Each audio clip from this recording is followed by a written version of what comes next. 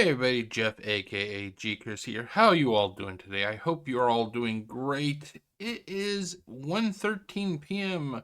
on the 18th of August 2024. How is your Sunday going? I hope it is going very awesome for you. As always, if you like what you're going to be watching, I would hope that you would subscribe. That'd mean a lot to me. I'm trying to make my way to 500 subscribers, and you can help make that possible. So let's get to the main meat of this video, shall we? I am a fan of top 10 lists, or compilation lists, I guess you could say, really. I love compilation lists. I love them especially when it comes to list of old technology that doesn't really exist that much anymore.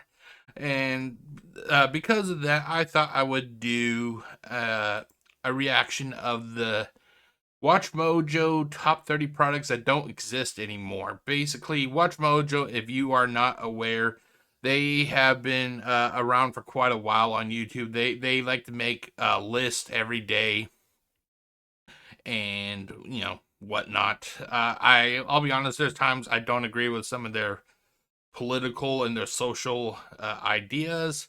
They tend to ham fist it a lot, but that's more certain types of top 10 list or whatever. But this is a top 30 list, so this video is going to possibly be a while.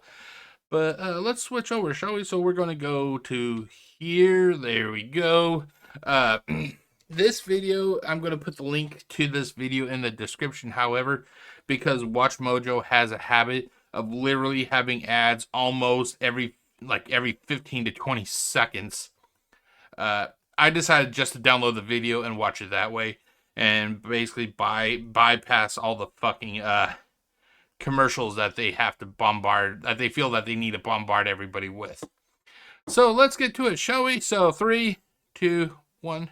Filmmakers and film fans have embraced this format, but only in the last couple of years has it really started to take off. Welcome to WatchMojo, and today we're counting down our picks for the most famous items and services that are no longer widely used. Whenever I'm in here. Okay, some of these things, because I've watched this video already, some of the things, it's actually still pretty prevalent in society, at least like where I work, and I'll point them out when I see them. You hear me typing. Number 30, landline phones. Okay, so this is one of the first things I wanted to talk about was landline phones. I work in the education sector, I guess you could basically say.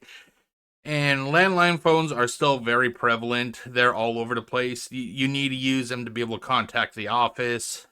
So yeah, while I do understand that landline phones are not that popular anymore in normal residences, but I'm still pretty sure that landline phones are still pretty prominent in the business sector, basically. Of households only using a landline. Indeed, some countries are beginning to terminate their landline networks, effectively signaling the beginning of the end. And now we're talking about AT&T wants to get rid of it in all of California. Number 29, overhead. Oh God, I love these things. Now, little known fact, guys. Here, let me pause it real quick.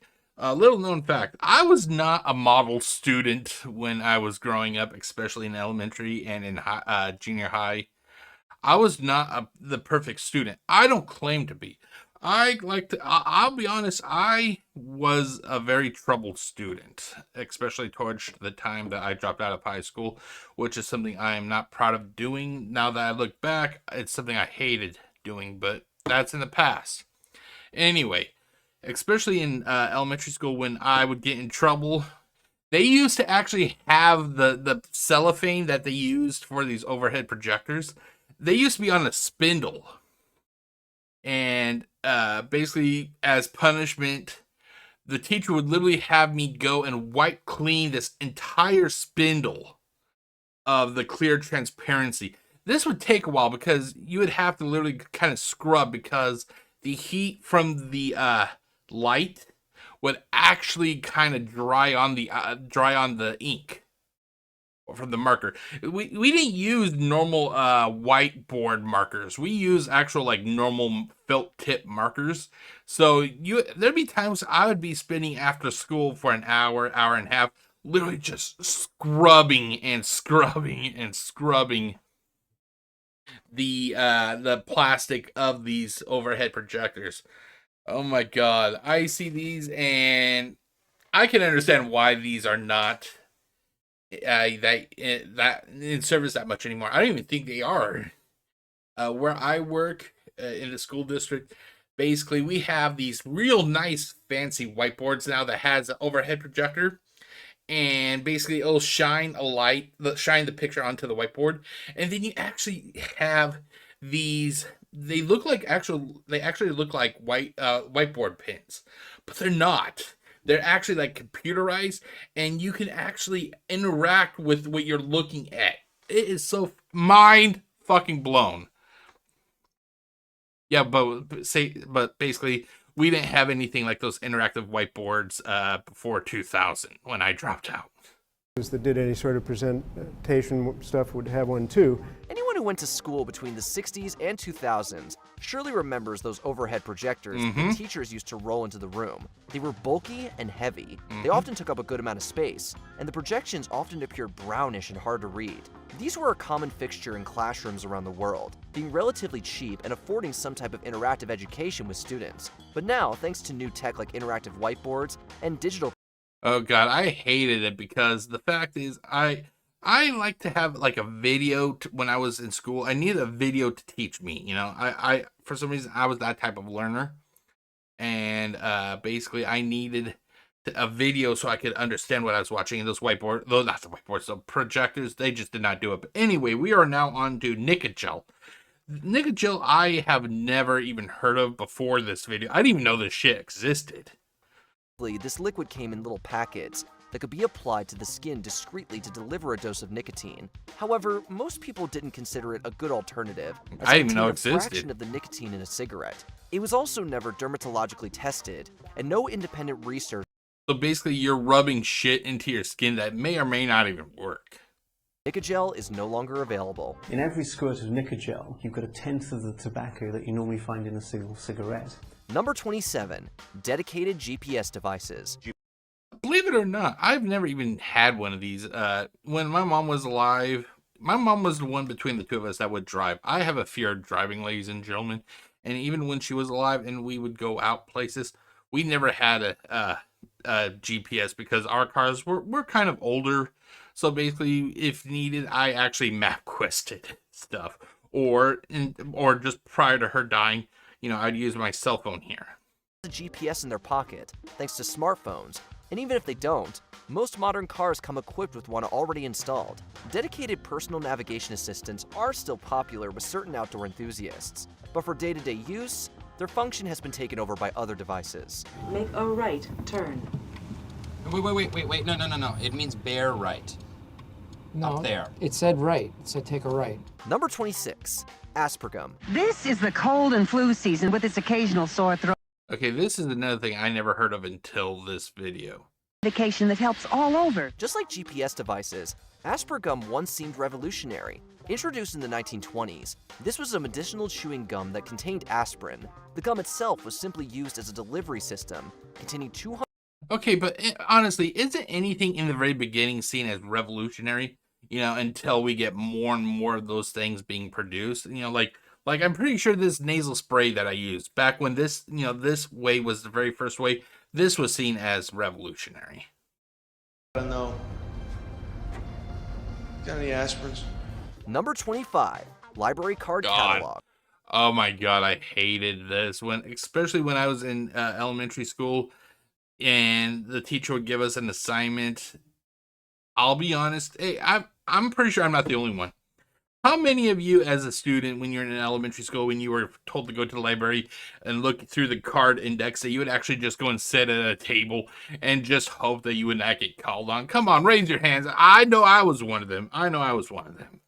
But seriously, I just fucking hated dealing with these things. Endless sea of them.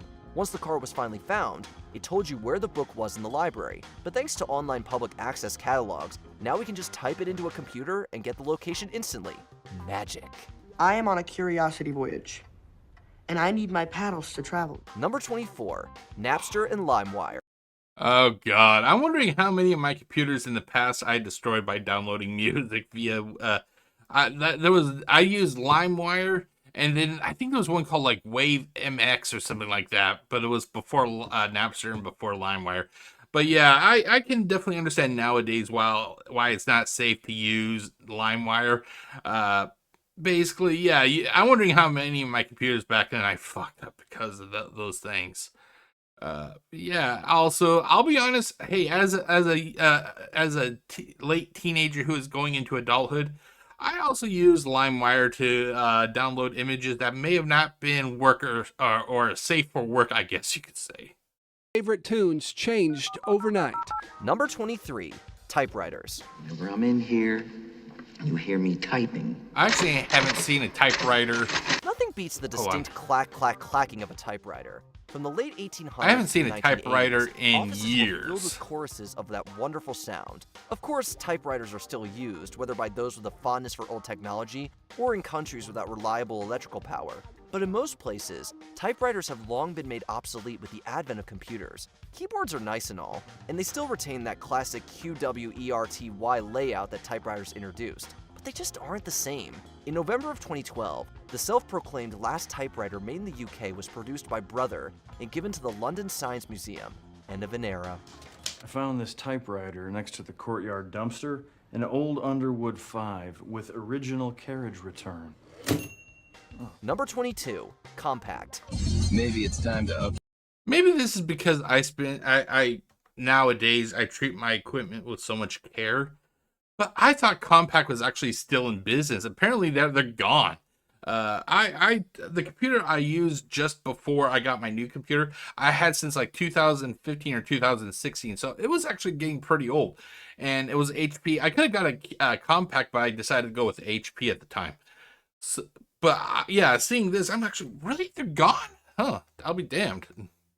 It was bought by Hewlett-Packard in 2002 and remained as a brand of that company until 2013, when it was made defunct in the United States. Just 3 years after making the biggest acquisition ever in the computer industry, that company threw in the towel, agreeing to sell itself to Hewlett-Packard, where its remnants remain today. Number 21, physical encyclopedias. Yeah, I can understand that. A set of encyclopedias?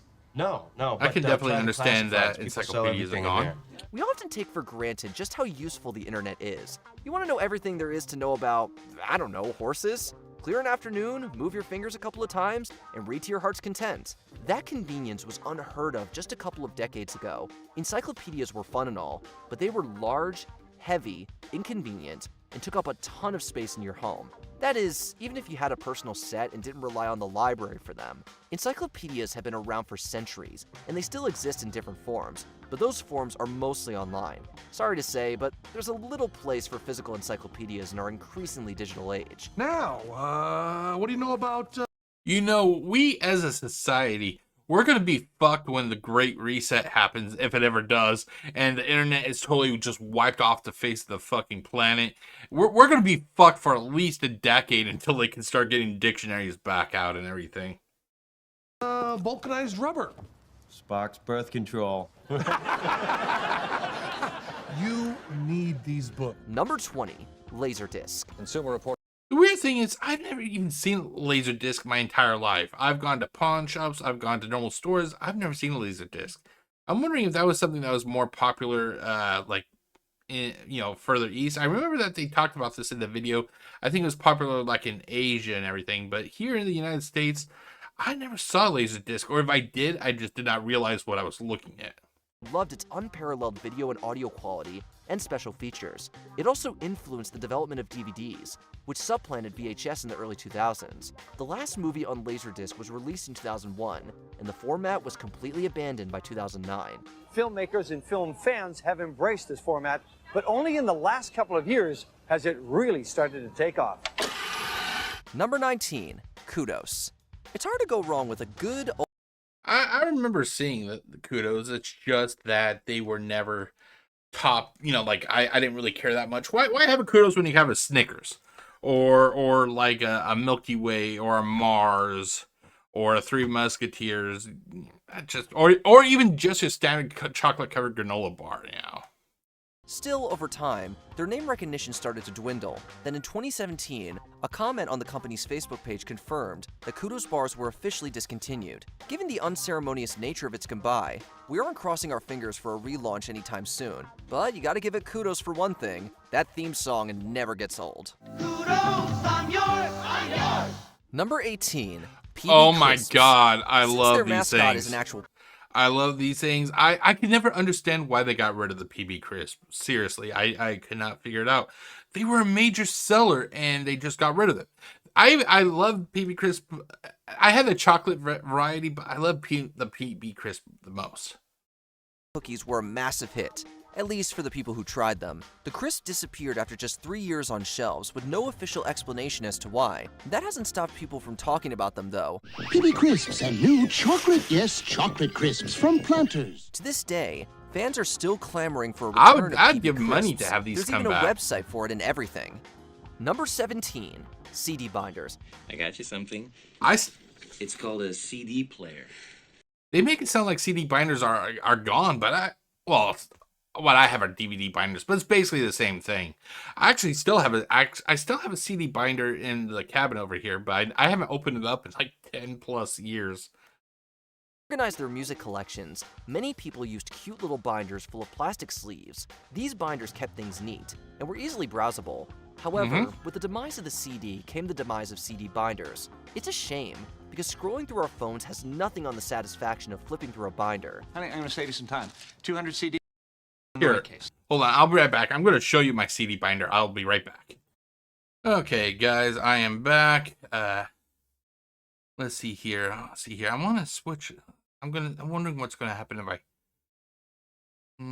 don't want to risk switching to a full screen because of it could restart the video. So I'm just going to leave it like this. But anyway, here is my CD binder. And this was actually called CD Projects.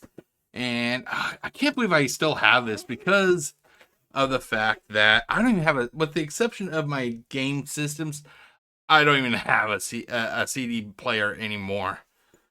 Oh no, I changed it out. I thought I still have music CDs in here. I don't. I actually have my game discs from my Xbox One, like Call of Duty Black Ops 2. Wait, no, Black Ops 3.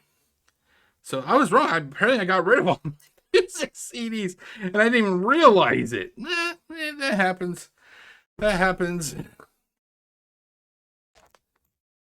Yeah, apparently I got rid of them. I don't even remember. But yeah, but this is basically what it looked like. I used to hold my music CDs in this thing, and you know, why have music CDs anymore if you have like I have a subscription to Google Music or YouTube Music. Sorry, YouTube Music.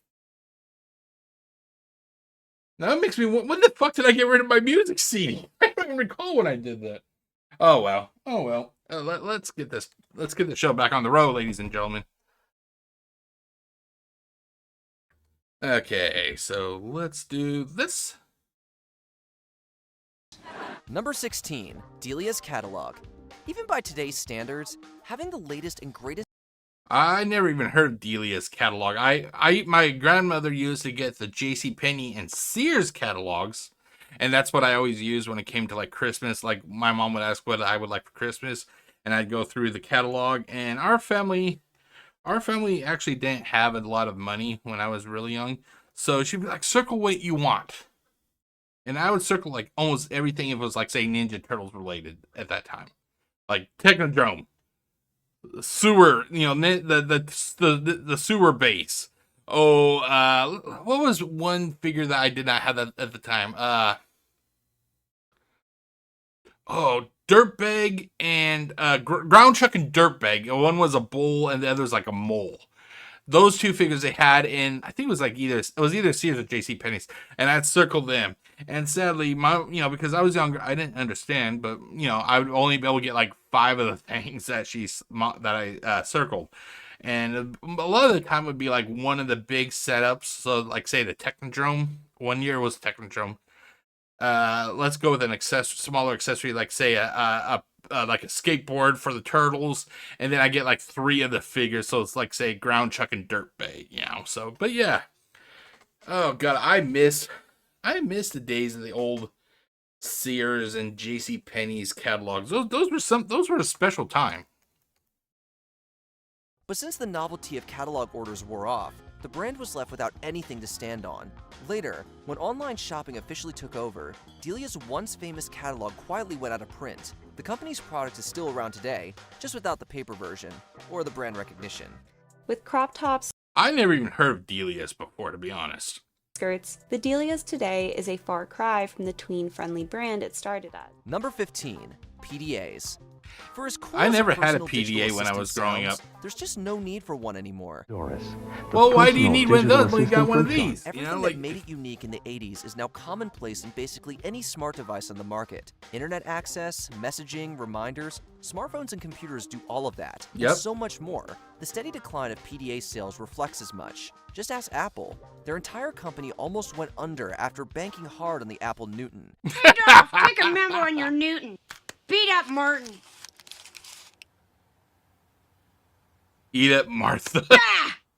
It also served as a cautionary tale for their competitors, most of whom have since abandoned their PDA lines. Fortunately, the tech went to good use, and several of those companies began manufacturing cell phones instead. Number 14. Oh my god, Netscape Navigator. I actually used Netscape Navigator before I even touched Internet Explorer, because back when I was going to school, especially in Kelso High. Kelso High for me was when from 99, I was supposed to graduate in 2001. Well, I dropped out in 2000, so from 99 to 2000, the only browser that the computers that actually had installed on them was Netscape Navigator. And that's basically what I use until, I'd say in early 2010s when I graduated from Netscape Navigator to Internet Explorer. And then I went to Google Chrome, and now I'm back to what's it called again? Explorer. It's the Edge, Internet Edge, or whatever it's called. Yeah, but anyway, I'm rambling now. Let's continue on. A place that was Netscape. Netscape Navigator's intuitive user interface helped popularize internet use, and the company was rewarded for that with incredible word of mouth. But every industry needs some healthy competition, and soon enough, Microsoft entered the ring with Internet Explorer. Accompanied by PC bundles and an unprecedented marketing blitz, the new browser utterly destroyed Netscape's rule. In fact, Microsoft's launch was so aggressive, the US Court of Law officially called it an illegal monopoly. But by then, the damage was already done. Netscape Navigator never earned back its audience and officially went off the grid in 2008. Did you know you were still using... Wait, so it's not even usable anymore? Hold on, let me check. I don't have a here, let me, I'm really curious. Hold on, let's do this. Oh, actually, I do. Okay, is it this one? Okay, here we go. Here we go. Let's do this. Because I thought that you could still download it. Netscape. Download?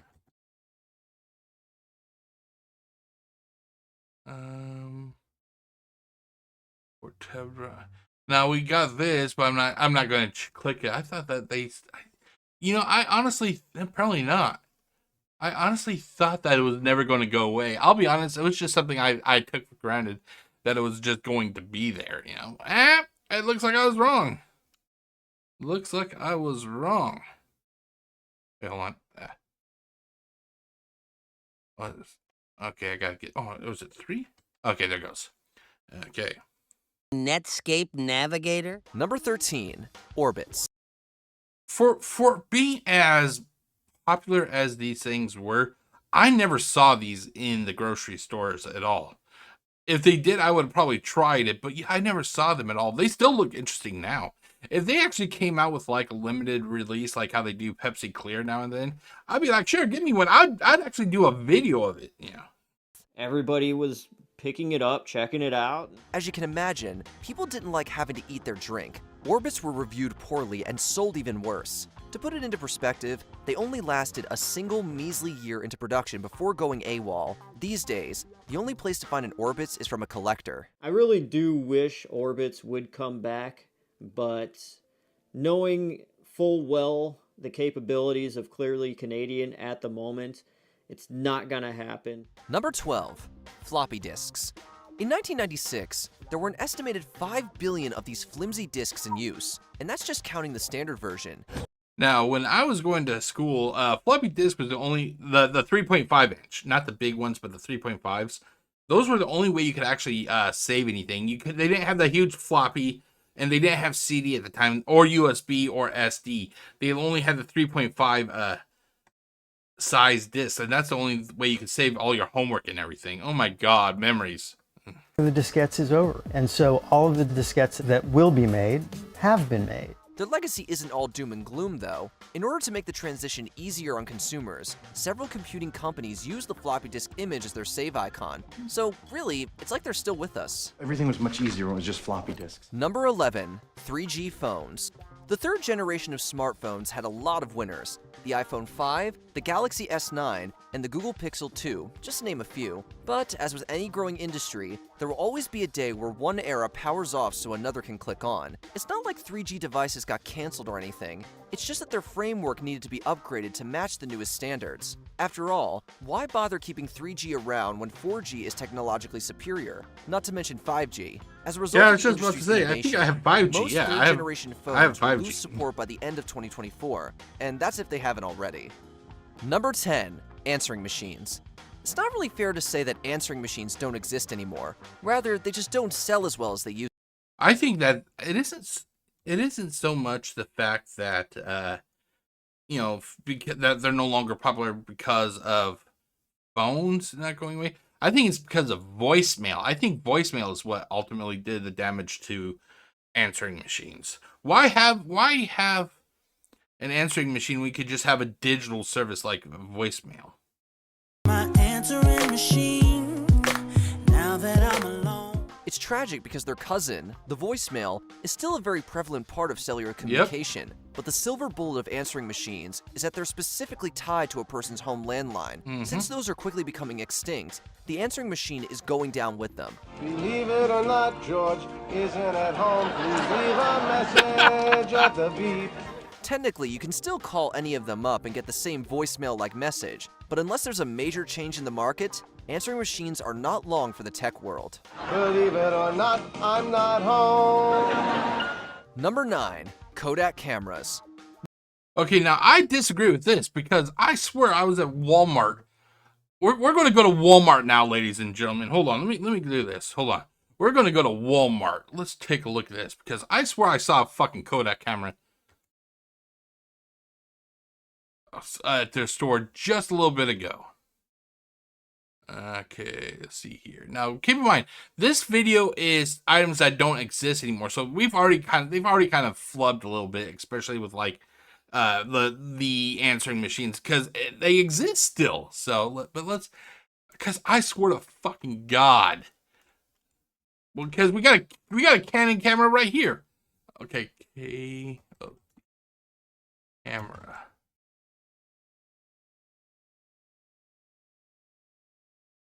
Yeah, what the fuck is this shit right here? We got legitimate like photo camera, $19.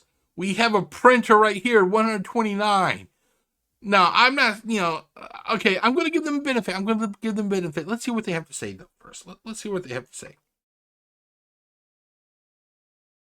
This Kodak moment ended in a camera flash. Even though they were the ones to develop the first self-contained digital camera, the company's higher-ups were extremely hesitant to shift their brand away from film rolls. The most accurate, realistic color in print film is here. That proved to be a fatal error, and by the time Kodak started playing catch-up, the digital market had already left them in the dust. Following a decade of rocky finances, the company officially filed for Chapter 11 bankruptcy in 2012. Once great company files for bankruptcy, and now they're trying to build with whatever you can. Thankfully, there's a happy ending for Kodak. The brand emerged from their financial woes with a new focus on printing, supplying film, and later pharmaceuticals. But the same can't be said for their camera production. Wait a minute. What if they can't be said? Say it about. What the fuck is this thing here? Let me check. I just want to make sure. Is this actually? Yeah, Kodak. You can still find a Kodak Mini Shot 2 Retro 4-pass 2-in-1 instant camera and photo printer.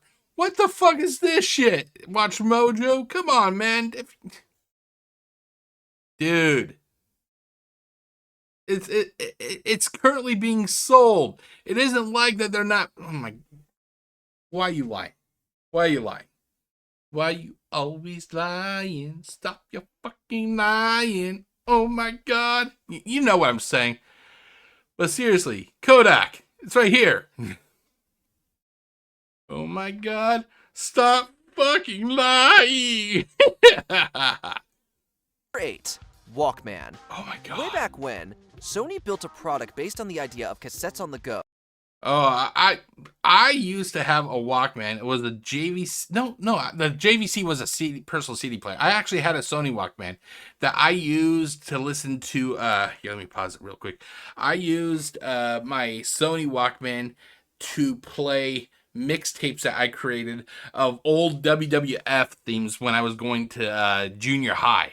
At that time, the first wrestling album. Hold on, let's go back to here. The first WWF of the Attitude Era, I should say. Let's see here. WWF Full Metal, the album. Yeah. This is the shit right here. This is the shit, ladies and gentlemen. Come on. But yeah, I made a mixtape of Full Metal, the album, and I would actually listen to it on the city bus because I used public transportation to go to school. And the one song that I loved was the Bret Hart theme. It was let's see, Bret Hart. Heart Attack right here. Here, let me scroll, zoom in. Heart Attack, Bret Hart, was done by Jimmy Hart. I would actually listen to this mixtape, and then when my friends, this was during the time when wrestling started becoming really popular again. Like, think of it like 96, 97-ish, before I went to high school. My friends learned that I had a mixtape of Full Metal, the album. And it started off with one friend. One friend goes, "Hey, Jeff." I'm like, "Yeah, what's up? Can you copy that?" And I'm like, "Sure, no problem." And so I copied it for my friend, no problem at all. And then I realized I had a problem because word got out. And then I started getting people literally just, "Hey, Jeff, can you make me a tape?" And it got to the point I actually started selling these mixtapes. So what I would do is I would literally, a client or a customer would come up to me and go, "Hey, Jeff, can you make a mixtape?" And I'd be like, "Sure." And then I actually had a piece of paper. And it had all these songs on it. It had "We Are All Together Now," "Thorn in Your Eye," "Diesel Blues," "The Lion King," 1, 2, 3, "Gold Dust," "Smoking," "Psycho Dance," "The Bad Guy," "Heart Attack," "Angel," "Graveyard Symphony," "Sexy Boy," and "With My Baby Tonight." I had that piece of paper. And then I would literally give another piece of paper to the person who asked, and they would literally go, "Okay, like say I want We're All Together Now, Diesel Blues, Sexy Boy, Heart Attack, and With My Baby Tonight," for example. And I would actually charge based on how many songs I would have to record over onto the tape. And I can't recall I think each song was like 50 cents or whatever. So basically what I would do is I would charge a flat rate for the tape. And I think that's how, I think the flat rate was like $5.50 or something like that. And then I would charge like so many cents per song. And by the end by the end of school, of me going to junior high at the time, because that's when this was going on, I had a pretty good amount of money saved up that I would then end up going to the mall to use and everything. God, wow, I miss that. But yeah, that's what I used to do. Okay, come on. There you go. Portable music, You just leave it all up to me. including Sony's own Discman line. It's to the point that the word revolutionary doesn't feel like it does the Walkman justice. While it was inevitably overtaken by the rise of smartphones, this portable player still lives on as an iconic piece of 20th century pop culture. Sony introduces the only cassette player as small as a cassette case. The incredible sounding Super Walkman. Sure, it ended production in 2010, but with over 200 million units made, odds are the Walkman's legacy won't be forgotten anytime soon. Number 7. Tab. Surprisingly enough, I was okay with Tab. I like Tab, but I was more into Jolt. Who remembers Jolt? I was into Jolt, and then Surge came out. But yeah, Tab was also good. the diet market, Tab was an instant success. But it came under friendly fire when the Coca-Cola company introduced Diet Coke in 1982. Just like that, Tab lost its only claim to fame. However, its passionate audience was enough to keep it around for almost another 40 years. But despite their efforts, the drink shipped its last case in 2020. Coke hasn't kept tabs on it since. Number 6. Phone booths. If you're looking on the side of busy roads, you're more likely to find a Wi-Fi hotspot than a phone booth. Pull you back. Quite frankly, there used to be an old phone booth down near the train tracks where I live. They took the phone out, but they kept the booth there for some reason. They got rid of the phone booth, but they kept the booth. I shit you not, within 10 years, that thing was literally destroyed. There was no light left in it. There was no glass. It was literally just a metal frame. And then soon after that, like the doors were yanked off and everything. Why they left the phone booth itself, but they took out the phone, I don't understand. Yeah. and that's getting off lucky compared to some other countries. Excuse me. I'm trying to make a call here. In Belgium, Denmark, Norway, and more, you couldn't find a working phone booth even if you wanted to. At this rate, it'll only be a few years before phone booths stop ringing worldwide. What were they used for? In New York? Bathrooms. Number 5. Pontiacs. General Motors revved up a lot of cars in the 20th century. So much so that they could afford to sell their Pontiac brands as less of a vehicle and more of a lifestyle. The 65 Pontiac GTO. It's the swingin'est car. In the late 50s specifically, this type of car was a status symbol, but as the years went on, okay, so I'm doing a quick look, and they actually are discontinued. Okay. Before to great success, and they might have been able to do it again if not for the economic crash of 2008. Up against intense financial pressure, GM gave Pontiac one last lap before retiring it for good in 2010. Pontiac, fuel for the soul. Number 4. BlackBerry phones. Before Android... Some of these things, I think, are still in business, are still being operated like BlackBerry. You know, you would think that would still be going on. It was the most popular smartphone brand in the US, and it wasn't close. Well, actually, there was 4, but Sony's Ericsson phones failed to put up much of a fight. BlackBerry, on the other hand, was a worthwhile rival during the 2000s. What do you call it? It's called a BlackBerry. Their name recognition was second to none, and they had the slick product to back it up, at least at first. Unfortunately, they couldn't evolve fast enough to match the ever-changing landscape.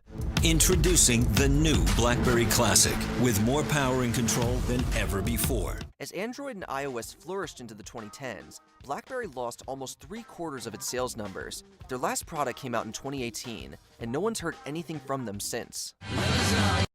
I have a feeling that over time, it'll come back. Everything old is new again. VCRs, for example. I shit you not. I am a member of several VHS fan groups on Facebook, and would you believe that they are actually... Here, let's do this. They are actually making a VHS... well, it's already done. Hold on, let's see. A special VHS edition of Terrifier 2. This summer, I remember reading so many posts from people who were looking for Terrifier 2 on VHS. Let's see here. Collector's Edition, Blu-ray, DVD. Blu-ray. Well, it's not here anymore. They must not be selling it. Okay, let's see if can I find let's see. Let's go just Google it or Bing it or whatever you call it. To no, not 2 VHS. Here you go. It's on eBay if you want to. Well, $69, not that bad.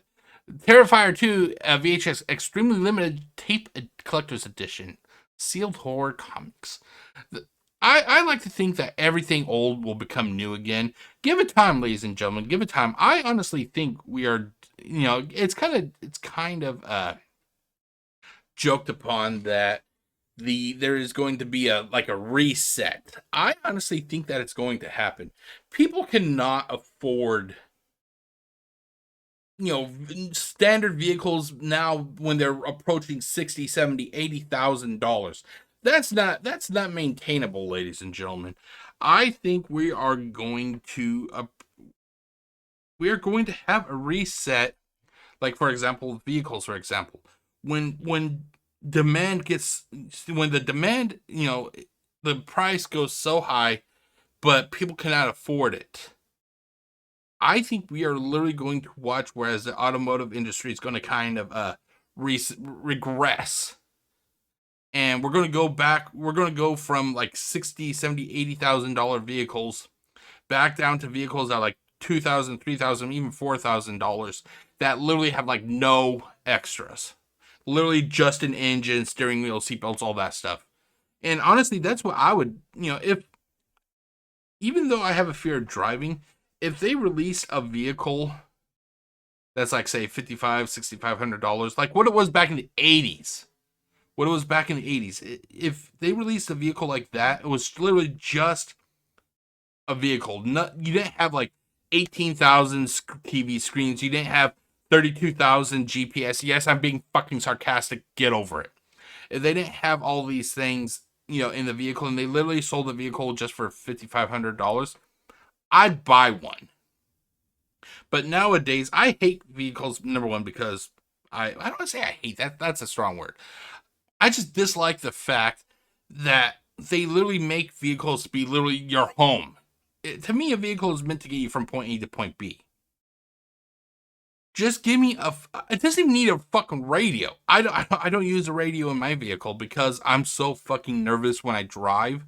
The last thing I need is a radio playing music. I literally have everything quiet in my car when I'm driving. That way I can keep my ears open and my eye. I literally look like a fucking student driver every time you see me. I'm like, like literally I have to totally concentrate. But back to what I was saying, I honestly think that we are approaching a reset when it comes to a lot of stuff. And, it's going to happen. It's just a matter of when. Also, everything old is new again, as we have here with the Terrifier 2 VHS tape. I remember people were losing their fucking mind when I gotta, how do I flip? Hold on, let's see here. One thing I gotta do, let's see here, transform. Hold on.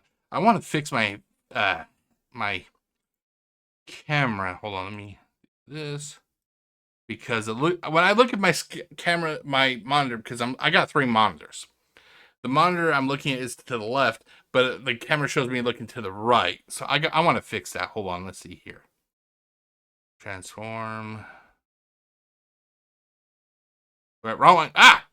No, wrong way. Wrong way. Vertical. There. Okay, let's try it again. Horizontal. There. Okay, so yeah, I'm looking at the right way now, but now my camera has me off. Let's see here. Can I? Here, let's do this. Does that work? Perfect. That's a little bit better. Okay, so at least it makes me look like I'm looking at the damn picture now. Okay, but yeah, so everything old is becoming new again, and I think we're approaching like a reset. Okay, so let's do this, and then we'll do this.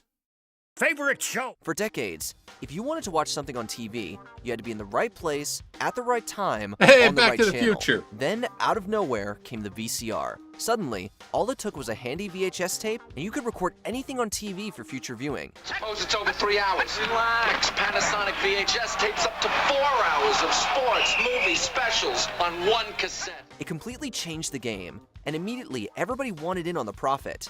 In came DVDs, which were easier, cheaper, and more reliable than VHS tapes. When that sank, the need for videocassette players went with it. The very last VCR manufacturer ceased production in 2016. Have you ever heard of a VCR? No, I haven't. Number 2, MP3 players.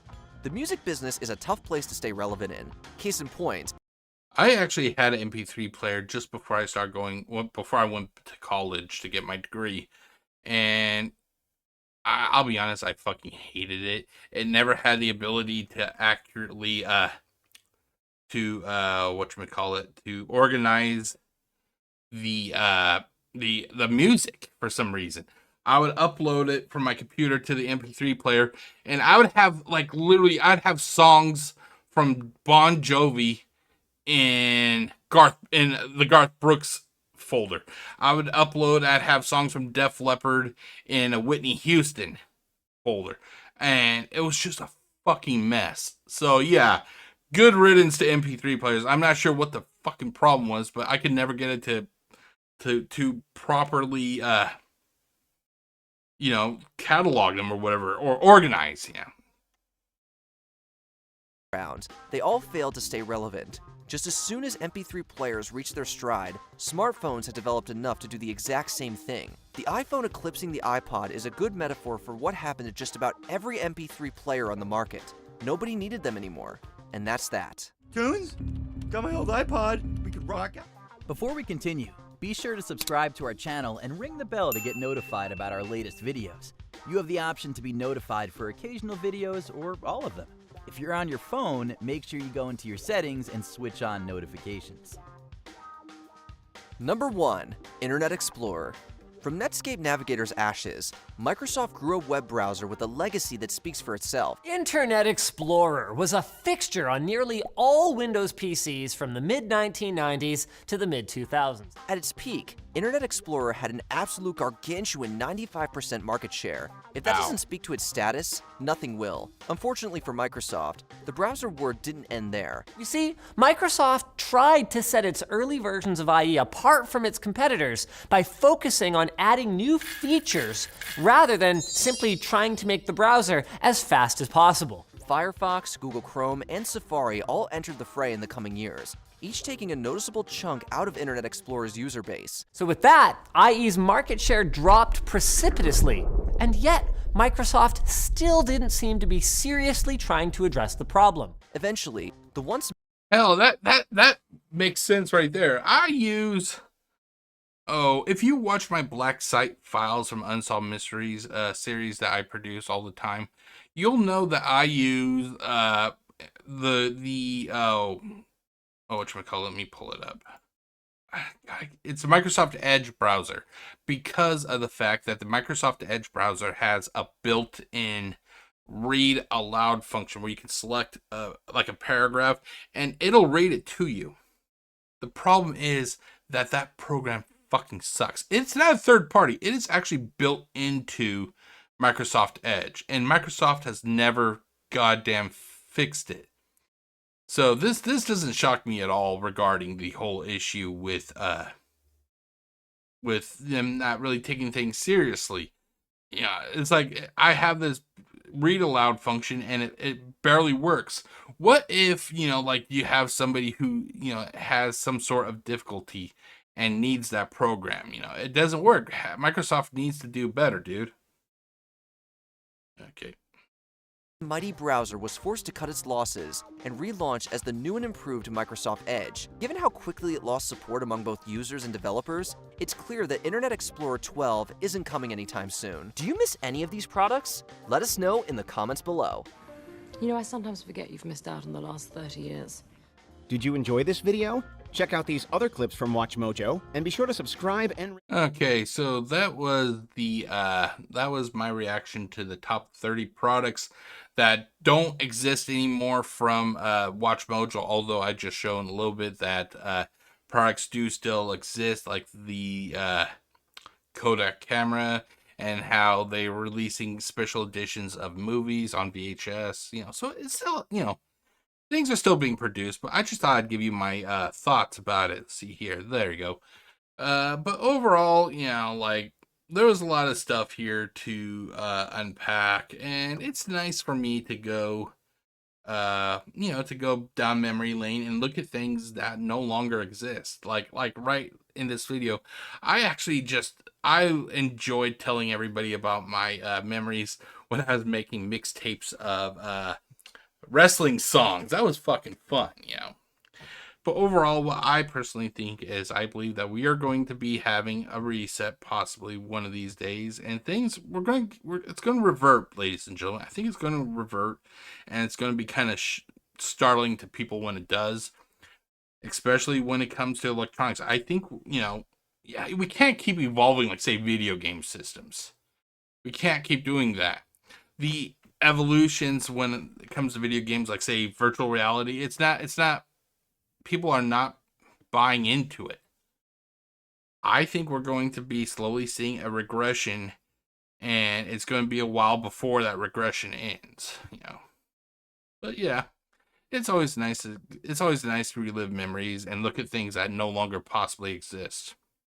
But that is it, ladies and gentlemen. Let's switch over to this. Oh, I already did final thoughts. Okay, well, I guess I'll just go back to this then, because I thought I had a goodbye screen. Hold on. Ah, shit. I am totally just fucking this all up. No, not that. Oh my god. Is it this? GCurse Reacts. Here we go. Okay, as always, if you like what you watch, which I hope you did, feel free to click that subscribe button, click like, especially if you like going down memory lane. And that's about it. I'm not sure what I'm going to do later today, if I'm going to do another video or not. I just wanted to do a react video and just relive some of my old memories, you know. But that is about it. I will see you next time. My name is Jeff, aka GCurse, wishing you all a great day. Stay safe, everybody. Peace out.